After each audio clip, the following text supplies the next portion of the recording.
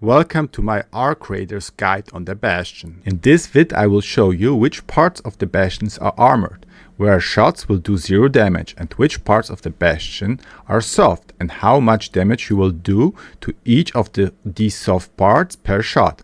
I will also show how to kill a full HP Bastion with just 2 Trailblazers, where you shouldn't place a deadline, and show which other nades are good against the Bastion and how to throw them for max damage. I will also show you a list of guns and their time to kill the Bastion. You will be probably surprised by how fast or how slow some of the guns are. Let's start with the Bastion build. He has 2050 HP. If you did all the damage by yourself at extraction, in the journey tab you will see total damage to Bastion 250.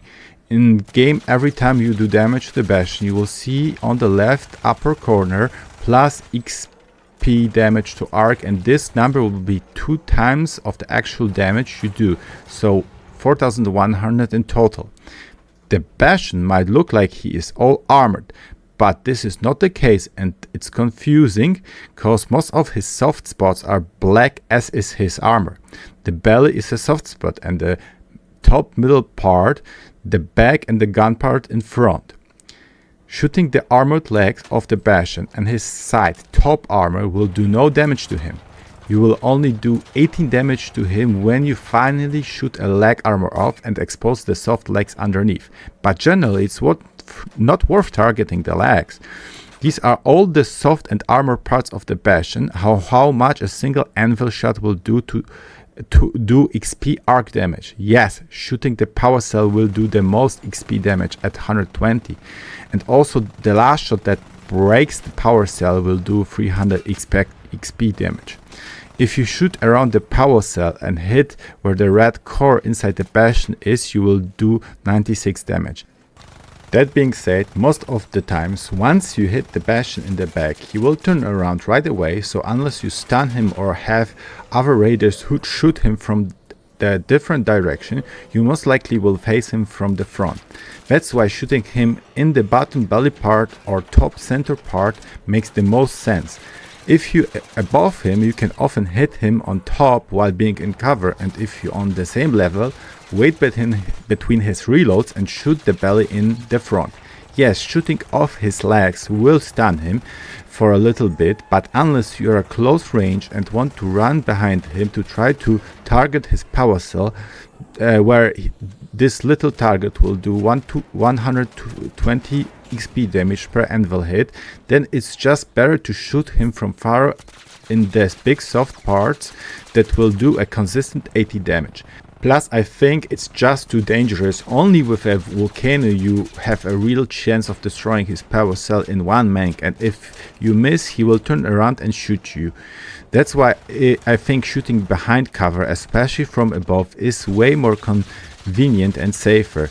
If you still wanna shoot his leg, do it from the same level, cause it's much easier to hit the knees and legs, cause if you aim from above him and he moves, you will have a hard time hitting the knees.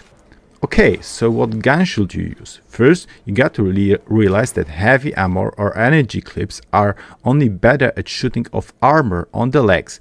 They don't do any bonus damage to the soft parts. So actually a legendary affiliate that uses energy clips that have very strong arc armor penetration, according to the description, has one of the longest times to kill the Bastion. You will need 81 seconds of shooting the affiliate at the big soft spot to kill it, while the equalizer is a bit faster at 55 seconds. The Anvil, a popular gun against Arc, is actually the slowest gun I tested at 92 seconds. Another heavy ammo weapon, the Patina, does much better at 50 seconds. That being said, the Stitcher takes only 44 seconds. The 3 fastest weapons I tested were the Torrenta at 29 seconds, the Volcano at 24 seconds, and the Hullcracker at 18 seconds. All times are for the guns with an extended mag.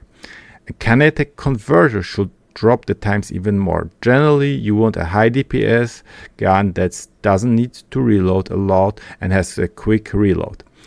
For friendly PvE lobbies, I generally like to take a level 4 hull cracker, because it's the fastest weapon, and while the gun and its ammo isn't cheap, you will get enough arc motion cores from for the ammo from the Bastion, and you can kill a few pods and fireballs in the metro station on the way to extraction to get the crude explosive for the launcher ammo. Also, the hull cracker is good against other big arcs, so in one run you can take more than just the Bastion down. In more aggressive PvP lobbies, I will generally suggest to take a level 4 Stitcher with an extended mag. It's a cheap weapon to craft and repair, and only takes 293 light ammo to kill the Bastion, but you should probably take some more to be safe. You can defend with it against other raiders. Unlike the Volcano or even the Torrente, it's still accurate enough at mid-range, so you can use it to take the Bastion from rooftops. And if you get killed by a raider and lose it, it's not a big deal, because you can craft one after another and go back to another raid to farm the Bastions. By the way, the only weapon that can actually pierce armor in arc raiders is the legendary Jupiter. You will still do the most damage if you shoot the soft spot, but if you hit the armored part, an example from the side, and the shot will pierce to the core, you will still do decent damage. That being said, if you just pierce the armor, an example from the top, and there is nothing behind the armor, you will do 0 damage. You don't have to use a gun to kill the Bastion. Nades or a deadline are good choices as well. While these have a damage radius, it's still much better to hit the center of the soft spot with the nades. If you hit the armor, they will still do AoE damage, but overall much less. One of the simplest ways to take down the Bastion is to use light impact nades. You don't need any BPs for them, they are fairly easy to craft, but buying them is probably a little bit too expensive. The way to go is to take down the Bastion from a rooftop with them. If you stay slightly away from the edge of the roof, the Bastion won't be able to hit you, while you can toss one nade after another. One will do up to 240 XP damage, so in theory you could kill the Bastion with 18 light impact nades, but since it's generally impossible to hit the exact center each time on a moving Bastion, and you should probably take 25 to 27 with you. Throwing the blaze nade on it will do around 400 XP damage, so it's not really worth it. The same goes for a Seeker grenade, which will do around 254 damage, so not much more than the light impact nade. Also keep in mind that if the Seeker nade will hit the armored part, you will do around 110 XP damage, so less than half of what you get from hitting the soft parts. The trigger nade will do 454 damage, but again, for its cost it's not worth it. The Wolfpack is basically a multi-shot Seeker grenade, and how much damage it does depends on where each of its nades will hit the Bastion. The highest XP damage I got was 2452, and it seems that throwing the Wolfpack over the Bastion so it hits the energy cell in the back of the Bastion gives the best results. When the Wolfpack was landing on the Bastion from the front, I got as little as 1107 XP damage. The Trailblazer nade is generally one of the best options to kill the Bastion. If thrown correctly, you need only 2 to kill a full HP Bastion. I see so many raiders use these nades incorrectly, most of the time throwing it from far away. The cloud of the Trailblazer does damage while exploding, but for the cloud to be concentrated, you have to be close to the Bastion. You can try to use it from behind, but the problem is that for the Trailblazer to work well, you need the Bastion to stand still. Even if in this clip it looked like I was anticipating the movement of the Bastion, but it changed directions and my Trailblazer did barely any damage. I get the best result when I throw the Trailblazer close range from the front, but try not to have the Bastion looking at you from an angle, cause he will be more likely to move before the Trailblazer explodes like in this clip. To kill him with just 2 Trailblazers, try to stay in cover, have him almost exactly in front of the cover, and then throw the 2 Trailblazers below him. The Trailblazers need to land below him and troll behind him, so that the last cloud that the Trailblazer emits will be behind the Bastion where his power cell is.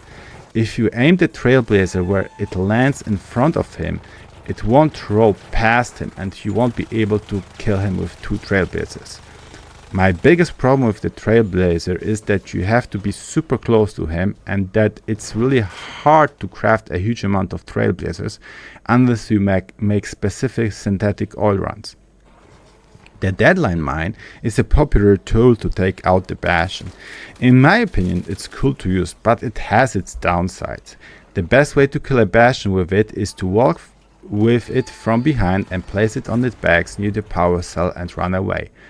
Placing it on the armored leg is not enough to one-shot him, but it will probably stun him and you will be able to finish him off. Please note that while you can jog up to the Bastion from behind without alerting him, you cannot sprint. That being said, it requires you to sneak from behind. You can also jump or climb on the Bastion and place the deadline on top of him. Just please remember that the explosion of the deadline is quite large and standing behind a pillar is not enough.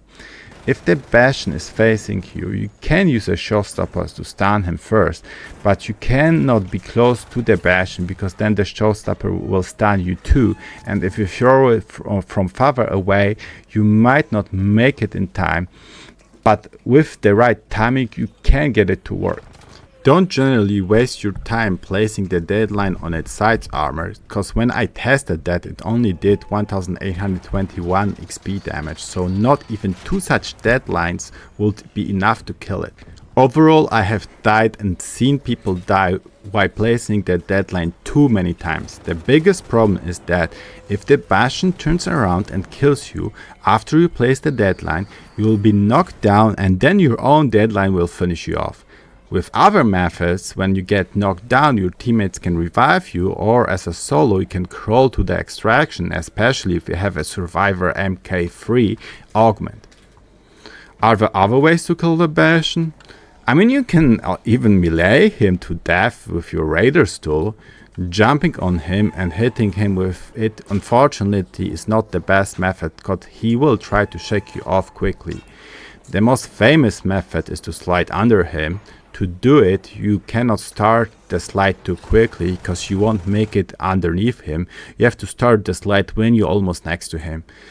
Then you will be stuck between the floor and his underbelly. That being said, you aren't doing too much damage to him, and the only time I tried this method, Arc Raiders froze and crashed for me. I got a Unreal Engine crash report, and when I reconnected I was knocked out underneath him. Not sure if being stuck between the floor and him had anything to do with the crash. If you wanna get the melee kill, I suggest to shoot out his legs, hold behind him and target the power cell with your Raider's tool. Generally, farming the Bastion is one of the best ways to get money, especially if you have the BP for a legendary weapon and can turn the advanced arc power cells with batteries into energy clips and sell them for 5 king coins for each stack. Also, the Bastion cells can be recycled into advanced mechanical components, which allows you to upgrade and repair a lot of the better weapons. This is all I got on the Bastion. So far I did 214k damage to the Bastion, probably killed him over 100 times, and it took me over 40 hours to make this guide. I hope you found it helpful.